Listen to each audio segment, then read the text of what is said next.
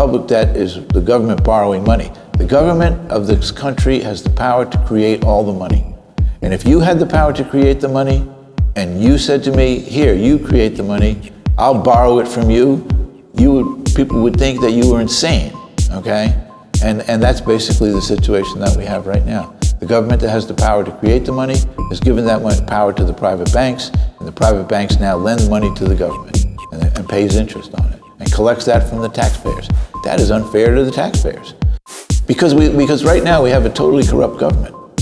Our government is totally corrupt, and it's controlled by the bankers and the money powers.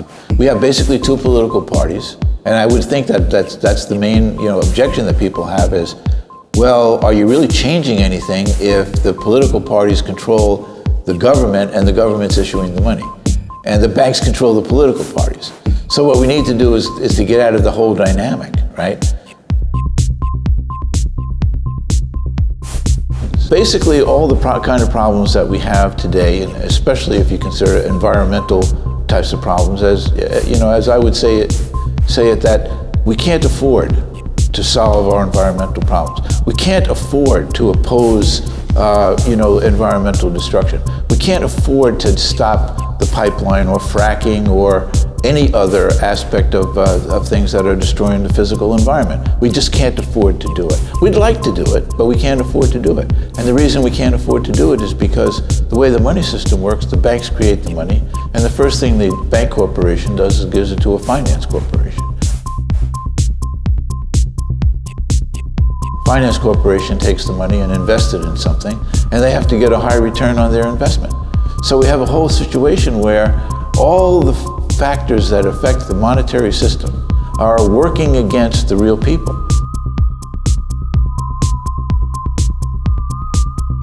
They're working against the good of the real people.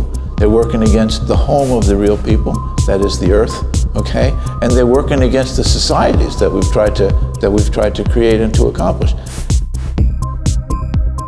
And until people understand that fact, that the monetary system is the foundation issue for all reform, for all political reform, social reform, economic reform, environmental reform, all of those reforms have to first be able to be dealt with in terms of money.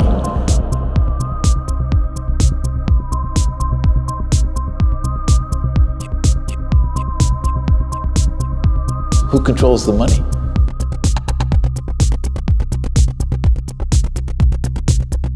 The first use of money, like it should be, then we would have a whole different world.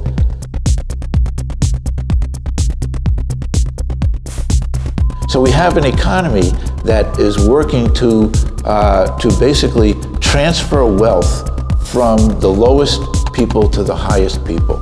And that's how we get the 99% versus the 1%. It's built into the money system.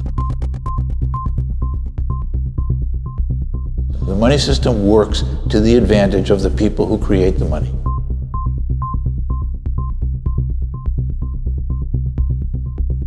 Who controls the money?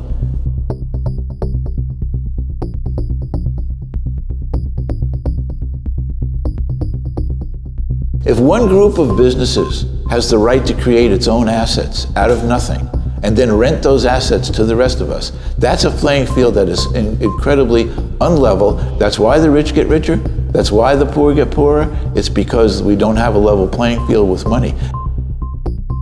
The international monetary arrangements have all really been made by the bankers. You've got a bunch of zombie, sycophant, vampire, bankster terrorists sucking the lifeblood out of billions of people around the world, and it's always the same story. Just accept this bag of worms today, and it'll all be better tomorrow. The government should not need to borrow at all. Who controls the money?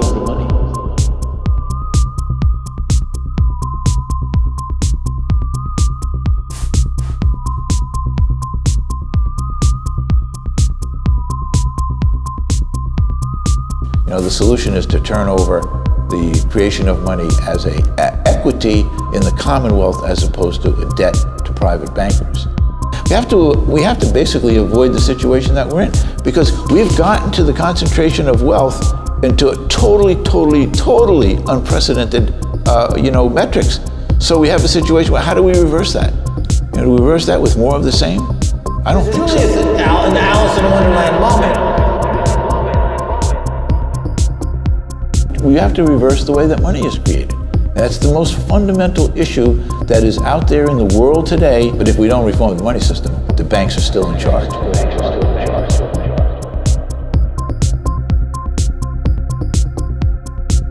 The most important thing that we can do in the world is to change the money system so that we can be free of debt. The people that need it the most get it last and pay the most for it. Once the people actually control the money system, they will control everything that has to do with politics and economics.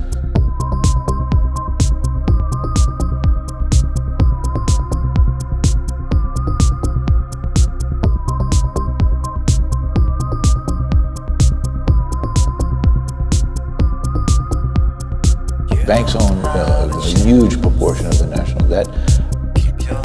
They're working against the good of the real people.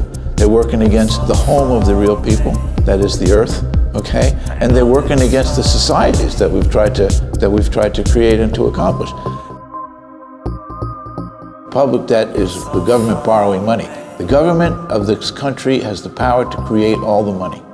And if you had the power to create the money, and you said to me, here, you create the money, I'll borrow it from you, people would think that you were insane, okay? And that's basically the situation that we have right now. The government that has the power to create the money has given that power to the private banks, and the private banks now lend money to the government and pays interest on it and collects that from the taxpayers. Right now we have a totally corrupt government. Who controls the money?